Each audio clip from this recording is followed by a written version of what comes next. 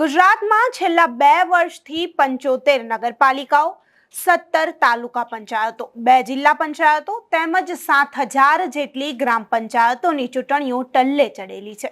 લોકો આતુરતાથી રાહ જોઈ રહ્યા છે કે ચૂંટણી થાય, પરંતુ સરકારને જ અહીં ચૂંટણી કરવી નથી અને વહીવટદારોનું ધાંધિયા રાજ ચાલવા દેવું છે। શું છે સમગ્ર મામલો તે જાણીશું આ વિડીયોમાં। નમસ્કાર, હું અમરીન અને તમે જોઈ રહ્યા છો નિર્ભય ન્યૂઝ। આમ તો લોકોને આ ચૂંટણીમાં વધારે રસ હોય છે, કારણ કે લોકો તેમના વિસ્તારના ઉમેદવારને નજદીકથી ઓળખતા હોય છે। ત્યારે લોકો આ ચૂંટણીમાં વધારે રસ દાખવે છે અને લોકો આ ચૂંટણીની આતુરતાથી રાહ પણ જોતા હોય છે। ત્યારે ગુજરાતમાં સ્થાનિક સ્વરાજ્યની સંસ્થાઓમાં ઓબીસી સમાજ માટે 10% બેઠકો અનામત હતી, જે નિવૃત્ત ન્યાયમૂર્તિ કે.એસ. ઝવેરી પંચના રિપોર્ટ બાદ વધારીને 27% જાહેરાત કરી હતી। ત્યારે ઝવેરી કમિશનના રિપોર્ટ પ્રમાણે રાજ્યમાં શહેરી ક્ષેત્રે 46.43% ઓબીસી સમાજની વસ્તી છે।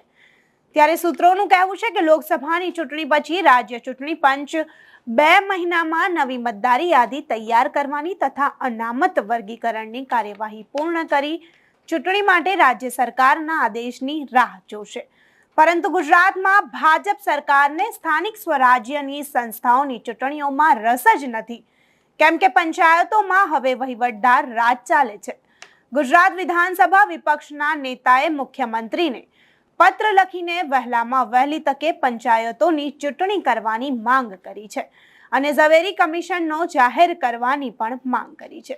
ઝવેરી કમિશનના રિપોર્ટ જાહેર કરવો જોઈએ તેવી માંગ કરતા વિધાનસભા વિપક્ષ નેતા અમિત ચાવડાએ કહ્યું હતું કે 27% અનામત નક્કી થઈ ગઈ છે, તેમ છતાં શા માટે સ્થાનિક સ્વરાજ્યની ચૂંટણી કરવામાં આવતી નથી?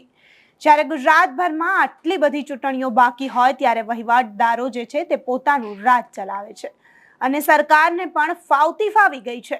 તે ચૂંટાયેલા પ્રતિનિધિઓ વહીવટ ના કરે અને સરકાર જ એવું ઈચ્છે છે કે વહીવટદાર દારૂથી શાસન થાય તો ભ્રષ્ટાચાર કરે, જેટલું ખોટું કરવું હોય એ કરી શકાય અને સાથે સાથે પોતાના મળતિયાઓને આસાનીથી ફાયદો પણ કરાવી શકાય। તો આ મુદ્દે તમારું શું કહેવું છે તમને કમેન્ટ બોક્સમાં ચોક્કસથી જણાવજો તથા અમારી ચેનલ નિર્ભય ન્યૂઝને લાઇક, શેર અને સબસ્ક્રાઇબ કરવાનું ભૂલશો નહીં। આભાર।